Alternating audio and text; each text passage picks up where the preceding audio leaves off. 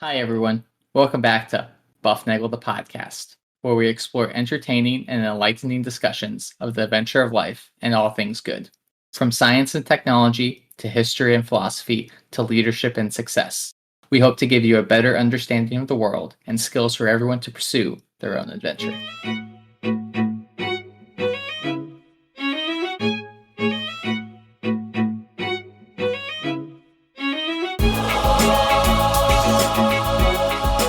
Hi, everybody, and welcome back to Bufnagle the podcast, where we talk about all things good and the pursuit of the adventure of life. I'm Rafe, and it is a great day to be doing a podcast because we have a wonderful show in store.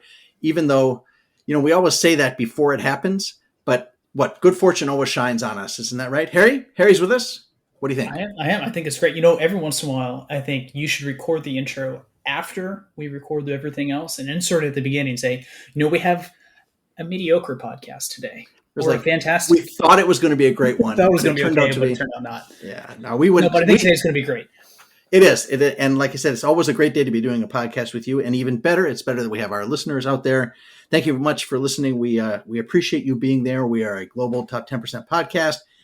We can be reached, as always, at bufnagle.com. Remember, subscribe. Use that little button on your podcast machine, and you will get Bufnagle content the instant it is available. It will come to you. Remember to share the love, share the buff, tell your friends, and remember, fill out a 5-star review on one of those reviewing machines. And I get pudding, Zach gets brownies, and Harry gets cookies. Today we are blessed again, as we have been before, by a wonderful big brain smart head, a pilot in training, a cook, a baker, a writing, and this, like I said, the second time with us, Miss Sarah Schutte is with us from warm and cheerful Dayton, Ohio, as she was before. Sarah, how are you this evening? I'm doing so well, Rafe, Harry. Thank you guys so much for having me on. And it is actually warm here in Dayton today.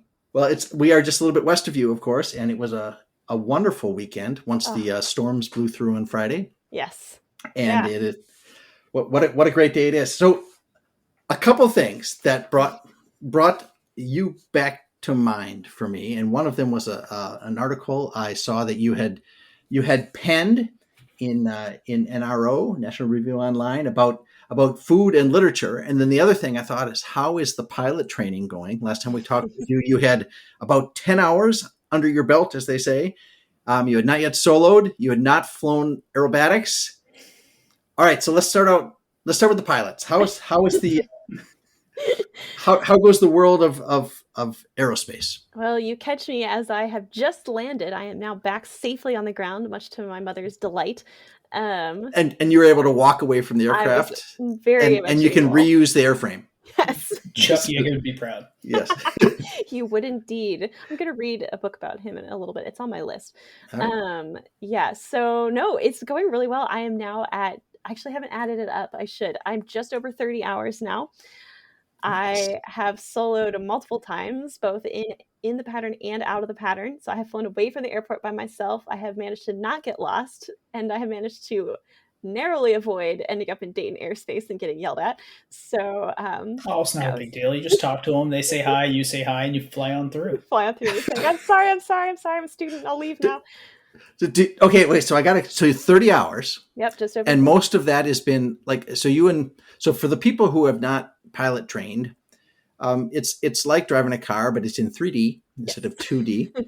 But there's certain things you have to do, right? You have to do. Yes. What in general those pattern work, cross country. So pattern work. So once you have practiced your landings enough, and they know that you're not going to completely wreck the plane, then you get to solo and you get to do that. Like in the pattern, you get to do your landings, and you're like, "Yay! I got to fly the plane by myself. It was so cool. I took off a lot faster because no one else was in here with me." That was really scary because the plane took off way before I was ready, and I was like, "Oh my gosh, I'm in the air." My instructor was a young man who was. He was 250 if he weighed an ounce. I mean, he was a gigantic man, and we crammed into the little Cessna 152, and then we loaded up with fuel, and we were in Fort Collins, Colorado, which is like Yeah. elevation just like 5,000 feet. So we're already up there. Oh my gosh. And it would take and I remember, just like you said, the first time I soloed, that plane, like, doing, it bounces up in the air. It's like, Yep. Jared's not here. This goes up. Did you, Harry, but you were flying at sea level. Yeah, I was flying at sea level, and my Amazing. instructor was a 150-pound woman. Oh my gosh. So totally different. So we had a lot of room in the cockpit.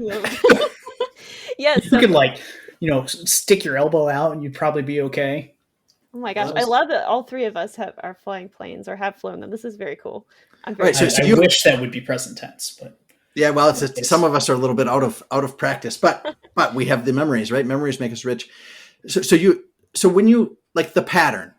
Yes. Right. So if you haven't flown, there are rules. There are like little roads that you have to follow when you're near the airport.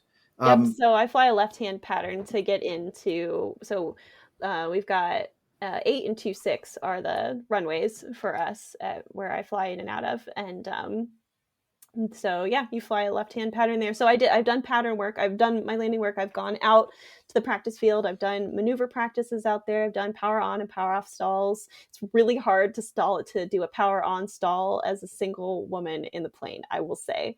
Really? You just couldn't get it to go? I was like at 5,000 feet before I could get the thing to stall. So it was tough. Power on stall. Power on stall. Yeah. So what do you have to do? So to stall it, you just do you just pull it? Pitch controls your airspeed. Power controls your altitude. So power on stall would be simulating a stall on takeoff. Exactly. Right. So you just you pull it. You're at too much tilt. I'm just holding it, picking a cloud and like. And then the stall horn goes.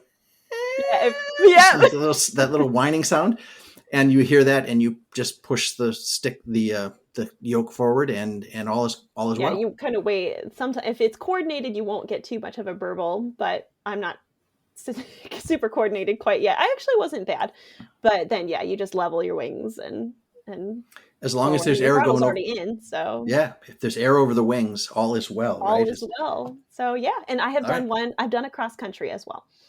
So across country doesn't mean you go across the country. That was the first thing I learned. It means, what exactly does it mean? It means that you go more than 50 nautical miles away from your home base airport. And where did you go? I went to Columbus. I flew to Bolton Field. So that was super fun. Yeah. So I was supposed to have another one to Portsmouth on Saturday, but the plane got flat tires, so I could not go. It was such a bummer. It was such a beautiful day. The weather was mocking me. I got the text that I couldn't go in, and the weather, there was no wind, the sun was out, the sky was blue, and I was on the ground. And you were on the ground. Portsmouth, Ohio, right along the river there, right? Is that where it is? So I've only done a little bit of research. Like I knew about the airport, but I don't really know about the area. The most important thing to know about Portsmouth, Harry, do you know this? Nope. All right. The Detroit Lions used to be in Portsmouth, Ohio as the Portsmouth Spartans. No way. But don't you guys read history? Yeah, Lions history. Lions history. Hey, that's the only history they have. I mean, come on, give them a break. All right.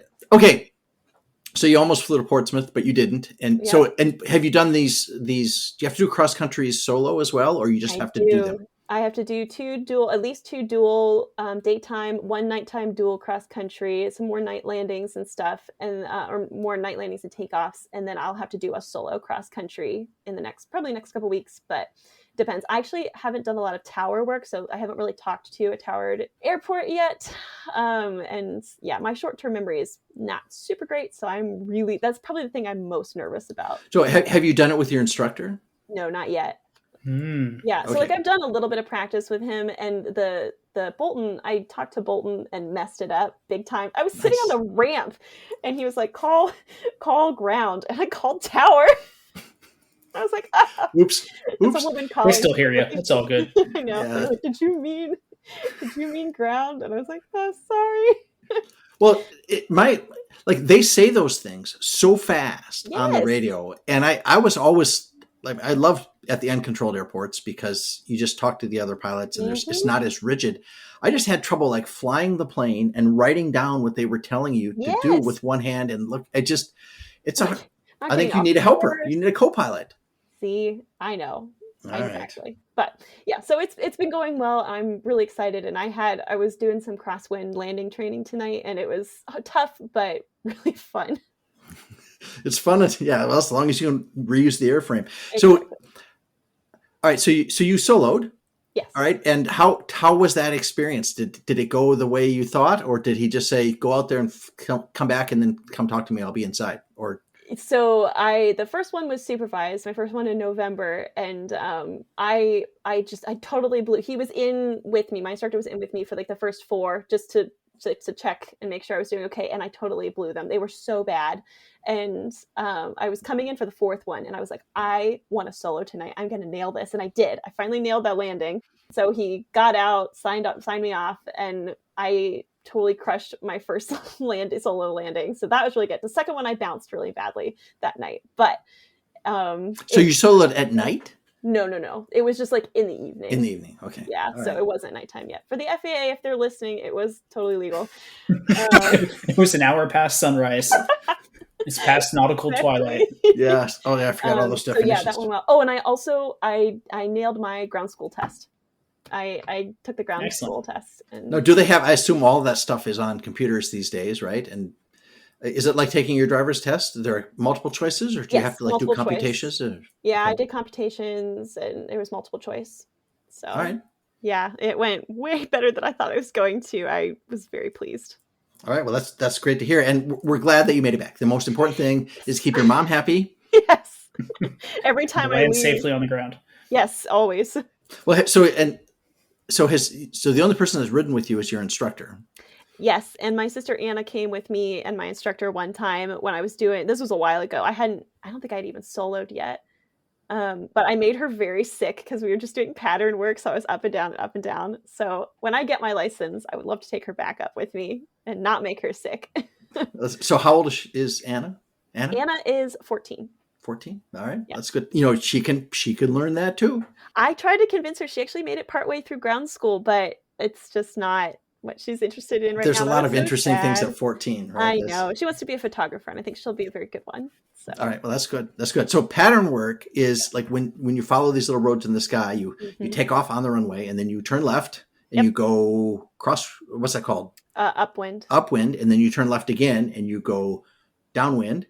And then you turn left again and you go crosswind. No, well, so you'd be upwind and then cross and then down and then base and then final. Base is a crosswind thing right before as you're going down, and then you go on final, which is into the wind. So you just follow that little rectangle around, and everybody's doing the same thing except at some airport. Should be doing the same thing. Yeah. But and you're all announcing where I'm here, I'm on final, or I'm on crosswind, or I'm downwind, or I'm going. You guys keep talking about all these uncontrolled airports. Yeah, well, you used to fly at Boeing Field and at SeaTac. Harry, what did you fly? I want to know. Yeah, so I flew everything underneath this Class Bravo airspace of Seattle. Whoa. Everything I did was towered airports. Everything was controlled.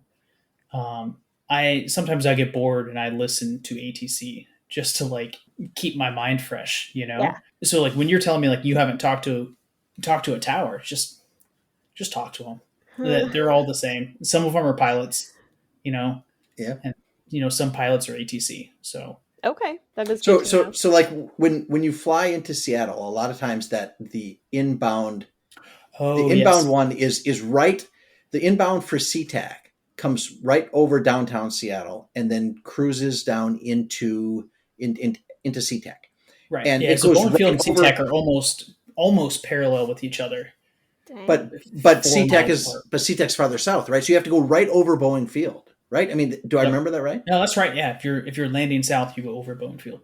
Wow. Yeah. So so did you have to sit and wait while these guys? I mean, So Boeing Field is far enough away where the controllers and all of your exit, they actually have designated VFR pathways, departures and arrivals that you have to follow in order to get out of the airspace, so you can avoid the Class Bravo. Nice. What did you fly? What planes? All little 152s and a little bit of 172. Okay. Like I flew with Rafe when he came to visit one time. Awesome. Yeah, and we actually went over. What's it called? We did a Mariner transition west to east over SeaTac. So the airport's live and functioning, and we went right over the top, and right over the center of the runway. Dang. Orthogonal, right? Like not and we didn't buzz the tower, okay? man. Yeah, I didn't buzz the tower. So It's Awesome. fun. There's nothing to be afraid of for towered airports. Okay, that is encouraging. I will get it. I'm like, if I can conquer the ground school test, if I can make fairly good landings, then I can do the tower stuff. So I'm sure you will be fine, and they will not let you do it, right? The instructor No. will not, right? So okay, so you have 30 hours. You're going to get to, once you get to 40, you can ride for your test, or is that- thereabouts. As soon as my instructor says I'm ready, I've got a fair amount of work still to do. I'm not comfortable with like short field takeoffs and landings yet. I still haven't been able to successfully make a short field landing by myself. So yeah, no, I haven't crashed the plane. I just haven't landed it where I wanted to. Well, that's all right. That's all right. Yeah, I've still got some things to work on. And the timing you thinking is going to be summer? I would love to have my full pilot's license by the end of April, but I think that the weather is not going to cooperate. Weather can get pretty nasty here, like in the Midwest, right? Mm-hmm. This time of year, so that could be a problem. Yeah. So, and we've got some big stuff coming up that I'm working on. So probably will not have the time. So it'll be probably closer to summer. All right. Well, keep us posted. We would love to know. And if you do a cross country over here to Indianapolis, I'll buy you lunch. Land on a grass strip. Yes, there's a grass strip. Put that right over there. You'll land into good use. Soft field as well. Soft field landing. I've still got to learn those. So, all right. Well, I will absolutely let you know because I have to start planning my own my solo cross country soon. So, all right. Well, you do that. Let me know. On to other things. Good food, good books. You recently wrote a piece for National Review Online that says good food and good literature often go hand in hand. And you started with discussion of sourdough and Laura Ingalls Wilder. And do you make sourdough? I do make sourdough. Yep. But you forget to feed your starter. I do forget to feed my starter, or sometimes I remember to feed my starter, but it's late, or I'm tired, or yeah. So does it get hangry? It gets cranky. Yeah. It gets so cranky. Like actually, it smells. If you've ever smelled nail polish remover, it smells if you don't feed it, it smells exactly like nail polish remover. If you take the lid off, it is strong. It just means that it's very, very hungry. So do we know the chemistry there? You just throw like Chiefs Puffs at it like it's a toddler. Usually subsides. Well, you have to feed it the right stuff, right? Yeah, you just feed it more water and more flour because it just needs more stuff. Yeah. Just flour? You don't need sugar? Nope. Just What's sour? Water. It's sourdough. No wonder it's so sour. Sourdough. I know. So and it makes. What is nail polish remover? Is that acetone? Does it make acetone? I don't think so. It just smells. All right, now we need a chemist. Dang it! My sister's a chemist. I should ask her to do this. All right. Well, if she wanders through, ask her why the sourdough gets. So you forget to feed your sourdough, but Laura Ingalls. So your discussion is that there's a lot of stuff in great literature about food, and you mentioned in particular a couple of my favorites, Winnie the Pooh. Yes. Who was awesome. And then you also talk about Redwall, which made me think of Harry and all of his Redwall books that he read when he was but a youth. Vigorously, enthusiastically. Do you have a favorite one, though? Who is your favorite character? Which animals were your favorite? And did you have a favorite book? I always ask people these. Okay, wait. While you're thinking, okay, so Redwall is a series. I'll pause right fast. So Redwall is a series of books. All right, yes, sorry, yes. By Brian Jakes, is that how you say his name? It's Jaques. He's a British guy, right? Yeah, JCQES or something like that. Yeah, yep, British. Right? And it's about an abbey, it's medieval stuff, right? Mm-hmm. And all these animals, it's like all the characters are little animals, little cute furry animals. Well, it's introduction to fantasy for young teenagers. Yep. All right, like 10 to 15 kind of thing. Yeah, probably. Yeah, I think I read my first one when I was about 10. Listened to it, actually. Listened on audiobooks. The audiobooks of the Redwall are what captivated me first. They are very well done because they do full cast audio productions and Brian Jakes narrates them. So if you've never listened to them, you really should check it out because they are super good. Do they have British accents and all that stuff? Yes, they are all British accents. They only have, they've got a good number of people, but a lot of the people play multiple characters. Super good. There aren't any sound effects or anything, but they sing all the songs because he writes the music out for all the songs. So they've got they instrumentalize the songs and they're so good. They're so good. I cannot Just say enough. reminiscing on childhood. So when you're done with this podcast, go look up. Don't stop don't the listen to podcast us now. for a week. Yeah, that's right. So listen to that and let us know. Okay, so but food is a big piece of this literature thing, and I guess your premise is that there's a lot of good food in a lot of good literature, and is that a way to tell if it is good literature or if it's good food, if it came from there? Or Oh, that's a great. I haven't really thought about that, but I think kind of going off of that quote that I have in my piece about Brian Jakes, where he talks about literature that talks about food, but then doesn't go on to describe it being very frustrating. So I don't know if it's a mark of a piece of literature being bad if they don't describe their food, because that's not what everything is about. But at least in literature for children, the food is really important. I mean, I definitely remember I wrote about another book that not many people know about for my column a couple weeks ago for National Review, called Understood Betsy. And it's a book from the mid 19-teens. And I read it when I was, I don't know, 12, 13, and loved that book. But when I went back and was rereading it, the images that came to my mind the most were like just small descriptions of food. It's not a book about food, but when she would talk about her meals, she talked about how they would make the applesauce. What was the butter like? What were the donuts in this one time, like, one chapter, they ate donuts, and those were the like little details that I just happened to remember. Those were the things that stuck with me. So I do think it is mark of good writing if you don't overdo it on the food description, but that you talk about the meals, because those are the things at least I as a kid wanted to hear about, and I remember them later on in life. well, but that's it. It's one thing to say what you can see Mm-hmm. and talk about what you can hear, but it's not real often in literature you get to talk about what people are tasting and smelling. Yes. Right. I mean, and so there's an option there. I guess that's the only way you can get that sense of taste in there. Yeah, and you it's can get really describe it. Yeah. All right. And then, okay, so I made some notes on here. One of them, when you were talking about the quote from Jakes. Jakes? It's Yeah. Jakes, really? It's Okay. Jakes. Okay. Is that was the when Harry, you were reading the Lord of the Rings thing and the Hobbit stuff, and the Hobbits they eat more than most people, right? They have multiple meals per day. Yep. Yes. And when do they eat? Well, they eat almost all the time, right? Okay.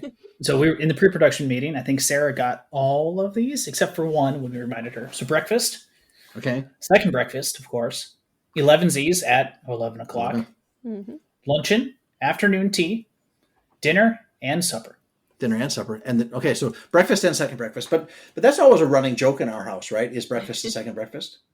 I mean, I'd say so. Yeah. Okay. I don't get around to eating my breakfast until about it's time for second breakfast. So that's, Well, you got to get that's either just you got to me. eat right when you get up. Exactly. So, But and you wrote about the characters, and you said you said this. You said, humble as some of the food may seem to us, it is lovingly made, a gesture of care for the nourishment and well-being of others. And I thought about that, and I thought of how important cooking is and eating is in a familial sense.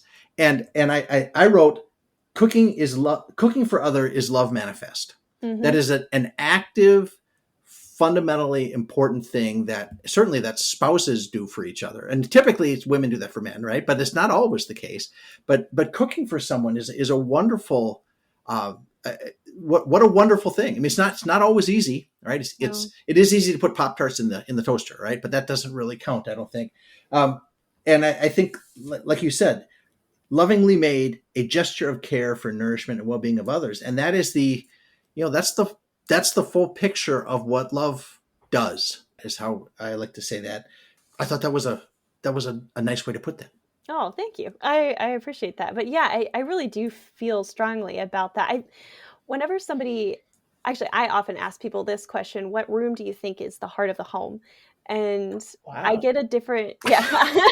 You over here like, well, I'm sitting in my office and there's no one around me. So it's not this one.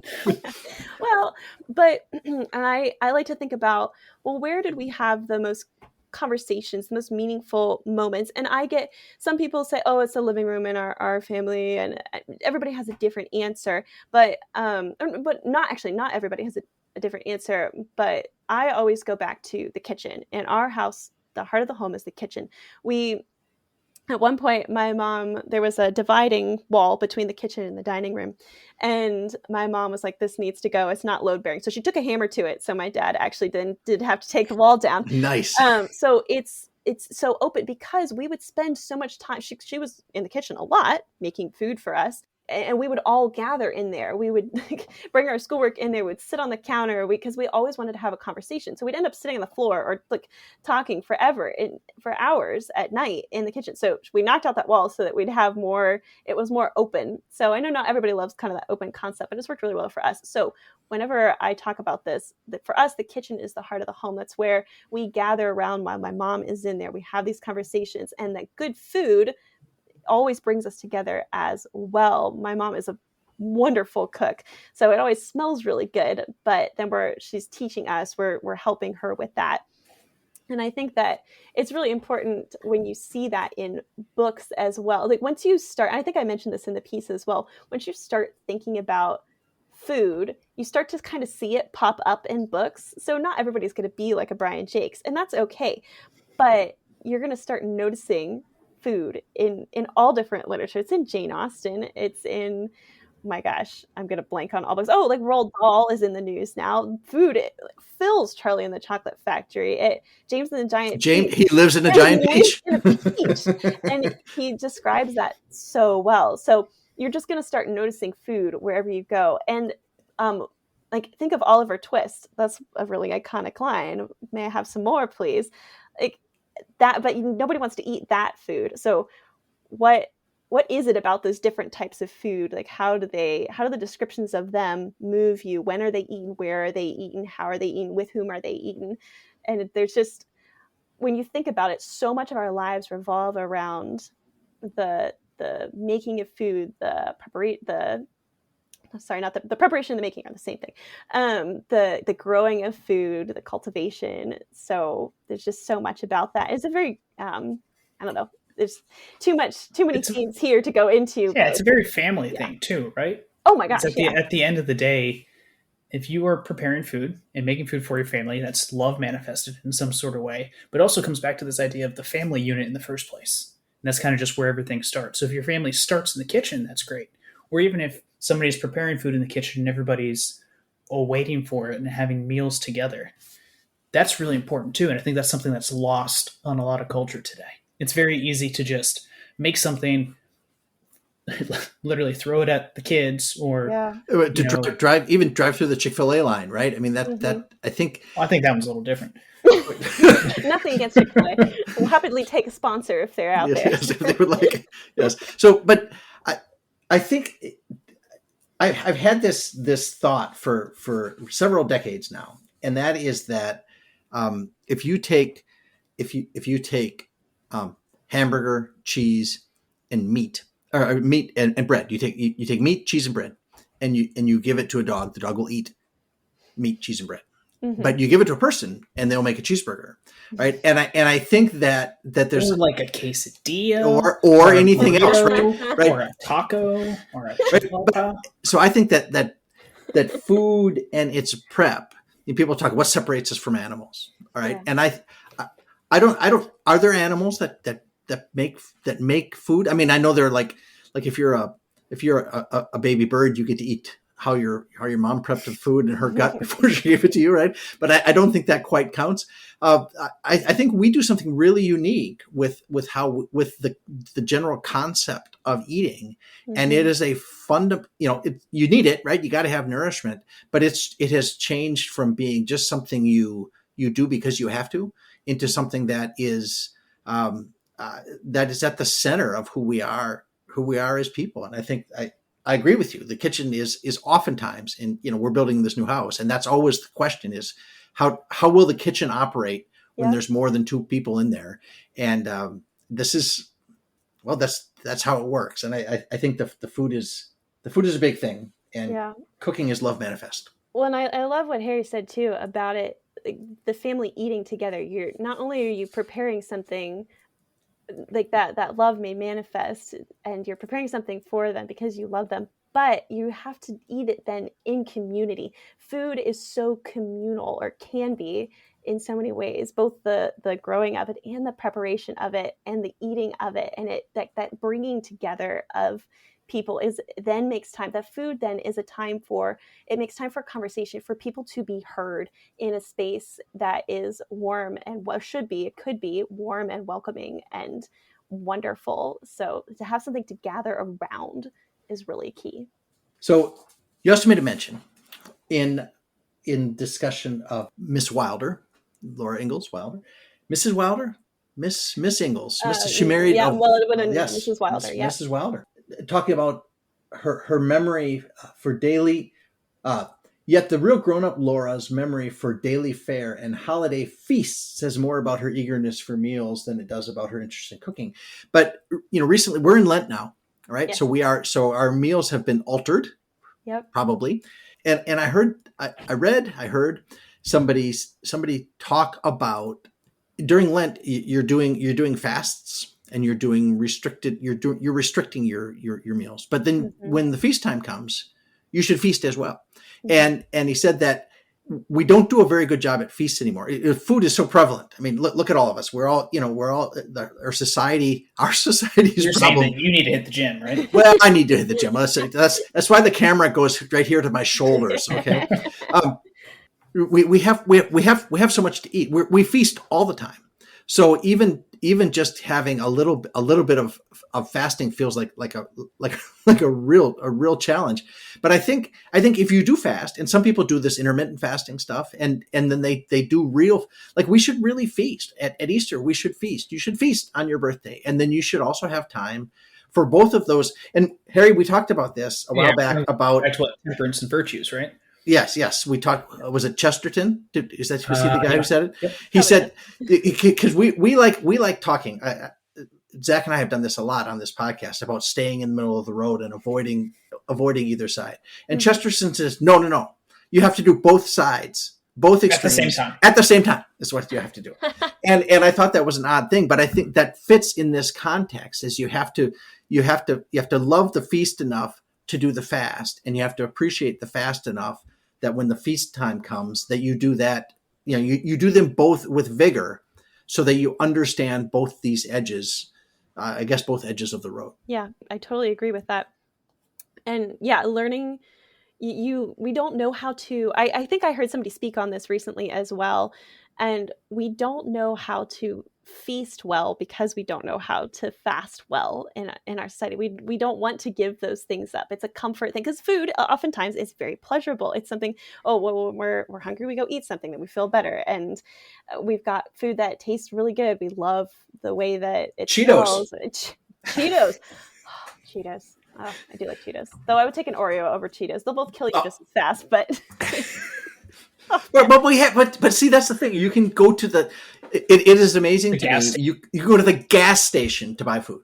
Yes, it's everywhere. It's just ubiquitous, and food that may not be great for you, but it still tastes good. So we are so into this instant gratification that we have stuff all the time. So then when we are like, oh, it's my birthday or whatever, we're like, well, it's just more of the same that I've already been eating. So it doesn't mean as much.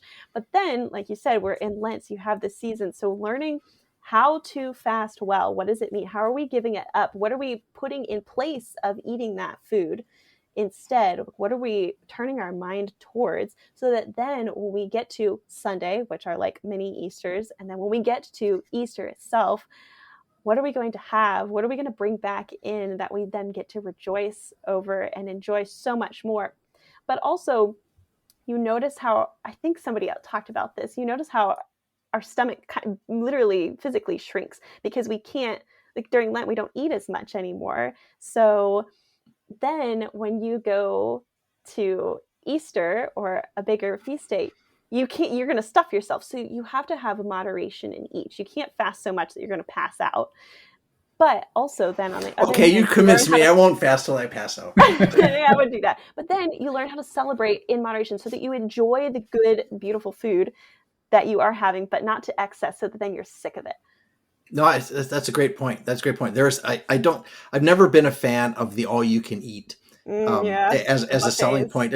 What was that restaurant we went to up in Green Bay? Golden Corral, right? No. Machine Shed. Oh, Machine, goodness. Yeah, there's a restaurant. Shout out to the Machine Shed in Wisconsin. I think it's got to be a chain of some type. It's a Golden Corral. Well, no, because it's not they bring you stuff. They have like it's like a Perkins on steroids. Yeah, it's like extra Perkins. And so like one pancake was like I swear it was Harry, 16 inches across, right? You want the pancake breakfast, right? So you probably want 2 flapjacks and 3 slices of bacon and an egg or 2. Yeah, sure. That seems reasonable. Nope. Nope. The pancakes were an inch thick and 16 inches across. And the eggs, like there's massive piles of food. And it was certainly enough for 2 meals for a large adult male. And I just felt, thing is still too much. Yeah, well, and it was too much of a good thing, and you could tell by it was too much of a good thing. Let's just say it was too much of a good thing, and I don't think that's a and I have to say I'm not a big fan of the eating competitions. Do you know who lives in Westfield now, Harry? Joey Chestnut? Joey Chestnut lives in Westfield. Of course I know who Joey Chestnut is. Yeah. I don't know who he's the hot dog eating king. He's the champion. Man. It's like, and I don't even want to think about but he lives here, but he's not a gigantic man. He's a regular guy, but he trains himself to be able to eat. So he really exemplifies Chesterton. Yeah, he really does. He exceeds on both sides, but he lives, and I just couldn't get around that. The all you can eat stuff. I'm like, I'm full. I'm all right. There's a great Encyclopedia Brown where he solves a mystery. There's a pie eating contest, and the pie is blueberry pie. And so he's able to. I'm not going to give it away. Come on, you can spoiler alert here. Last week we talked about all kinds of books. Encyclopedia Brown. I haven't thought about him in a while. I wrote about Encyclopedia Brown a couple of months ago. I love Encyclopedia Brown. Very good. No, his friend Chester, who's like super round, and always wins these contests. He's up against twins who are only one of the twins is in the contest, and so the twins look like they win, but they shouldn't have won. Or the twin looks like he wins and he shouldn't have won because there's no way he could have made it in time. Chester should have won. But Encyclopedia Brown figures out that they were both... They flipped. The one ate and then ran, and then the kid who hadn't eaten anything took off and won. But Encyclopedia Brown figured it out because the pies had been blueberry, and the kids who was smiling, his teeth were white still, so he couldn't have been the one who was eating the pie. That Encyclopedia Brown, he is. Yeah, that's. Did you read Encyclopedia Brown, Harry? I don't think I did. Oh man, good stuff, man. Good stuff. It was Hardy Boys. Hardy Boys is okay. Yeah, but these were short little mysteries. My recollection when I was a kid was that these were really long stories. But I look back, it's like 3 or 4 pages, and then how did he know? And then you turn the page and he explains how he figured out the. I never tried to figure it out by myself. I always looked in the back. I still remember one of them. He got this. Somebody had this sword that he claimed was given to him, like in 1930, and it said, "Congratulations for doing such a great job in World War I." Is what it said in 1930. And Encyclopedia Brown recognized that in 1930, we had not yet had World War II. So they didn't call it they called it the Great War. So it was a forgery. And therefore, he had to take it back to the pawn shop or something like that. Nice. Encyclopedia Brown. Yeah, he was the guy. There's more you know. I know. All right, Sarah, tell us a way to seek the good for the next week, for all our listeners here. Where should... How has seeking the good been for you of late, and what are you trying to do? What are you trying to get done? Oh man, that's a big question. Can I think about it while Harry answers my 3 questions from earlier? Yes. I was trying to avoid it here at the last second. I know, I'm trying to avoid this one too. All right, so let me remember real quick. It's who's your favorite character? Yep. Your favorite book, mm-hmm. and your favorite species. Yes. All right, so I'm guessing if I chose favorite character and that character was not my favorite species, I'm lying in some sort of way. No, No, not necessarily. You can Okay. you can have a different Oh, character. that's You can have a good. character that's not of the favorite species. I like Yeah. 2 characters. I like Tagarung and Triss. Oh, you got thumbs up from Sarah. Okay. I'm so I got excited. a double thumbs up on both of those. Yes. Okay, wait, who are Um, Tigran and Triss? Tagarung is a otter. Who they'll answer the other question. He's Favorite a species is otter? an Where'd you go He's to an grammar otter. school? Okay. Man, not West Point, that's for sure. All right, he's an otter. So he's an otter. He was raised by vermin. So he's raised by the bad guys. Oh, okay. It's kind of his story of how he realizes that he's no longer wanting to be a part of the bad guy clan. Yeah, okay. And at the end of the book, fights against them, nearly dies, and comes back. All right. And So Triss was it's a also redemption type So story. epic. So good. It's very good. and Triss is Triss is a slave, if I remember, with her father. And I think her father sacrifices himself so that she can escape. I think she's a squirrel. It's not her father. Her father died beforehand. Yeah, see this? I'll go back and read the books. It was her friend, who was also a squirrel, who knew her father. wow, okay. So a squirrel and is that your favorite species? Otters, squirrels, badgers? Man, I sound just ridiculous. No, I think otters is probably fun. Were they kind of silly? Like did they take on characteristics of their I think their all the nature? characters take on different personalities. Mhm. So badgers are probably big, burly. They're considered to be wise. Mice are squirrely, Squeaky. squeaky, squirrely, and kind of just always wanting to eat food. What else do we have? We have shrews. Are they Hares. Did you shrewd? say hares? Shrews, hares. Hares are bouncing all over the place. So cool. Energetic. I love the hares. So wait. So are they all rodentia, or are they like Not- almost all mammals? Are there any Almost birds? all mammals. No They're all birds? There are mammals. birds. There are sometimes birds. Do the Very rarely, though. I guess people Like don't, one in every book. They're different types of birds, though. do they bring like wisdom or something like that? Are they like out? Do they speak? hmm Okay, There are very few non-speaking animal characters. but there aren't any really gigantic ones like giraffes or anything, right? No. No African sapphires here. All right. No. So I always thought it was interesting. Jake's keeps his lines very clear. Like good and evil are very clear, which I think is really important and part of what makes them so good. But though he does have Outcast of Redwall, which is really interesting, but he still doesn't blur those lines, which is good. But his bad characters are weasels, rats, stoats, ermine, like things that you Ferrets. think foxes, ferrets, Okay. wolves, wolverines, cannibalistic Foxes. wolverines. Yeah, foxes. Cannibalistic wolverines? Yes, that one is a Holy scary cow! book. That's- Yeah, I definitely. Yeah, I was a little young when I read that. Bunnies are nice, right? Yeah, Right. but they're almost always hares. There are some rabbits, but they are weak, wimpy characters who are not really in there. The They're hares are always. the strong ones. They march. They're in armies. Mhm. Okay. They're so Yeah. epic. I love the hare. Those are my favorite. The personalities are great. You know what I Yeah. see coming, Harry? I see Bufnagle the podcast, The book report. Redwall book report edition. That's right. Well, I have to I- get through endurance first. Yes, you got to get through that one. People are waiting. I still listen to or read at least one Redwall book a year. So you listen to and these are. I assume there's more than one book on tape. Is that what they're called? Or I think pretty much all of them are on audiobook. all You right, know, and it's amazing. I read these books when I was somewhere between 10 and 16. Right? A lot.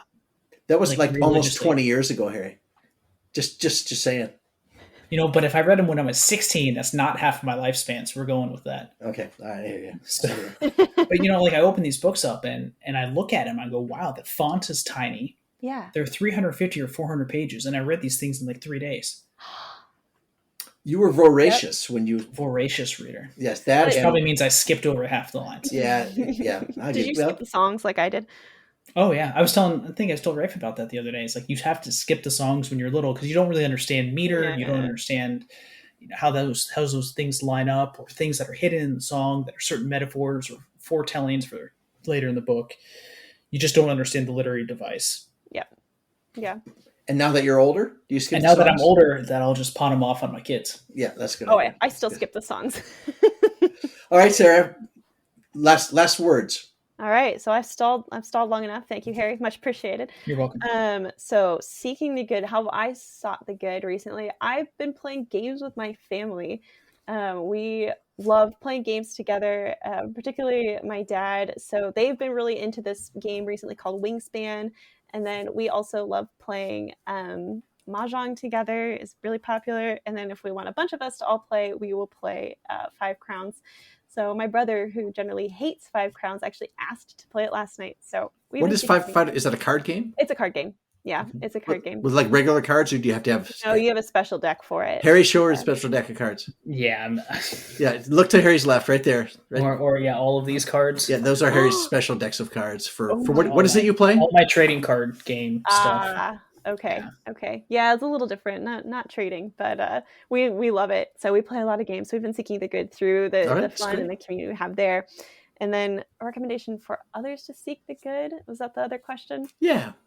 Give them some advice. Now's your chance. Pilot license. Get your license. Yes. If you want a challenge, go for it. Look really closely wherever you're living right now, especially if you're in the Midwest and on the East Coast, because everything is just starting to turn green and it gets this really cool haze over it. So just start looking, because you're going to see signs of spring everywhere that you did not expect to see them this early. And it's very exciting. Smell the air, get excited that spring is on its way, and just rejoice in that fact. Wonderful. That is great. Sarah, thank you very much. Harry, thank you as always. And the rest of you out there, thanks for listening. In the meantime, go anticipate spring, watch for spring, and seek the good, be the good, and spread the good, and enjoy the adventure of life.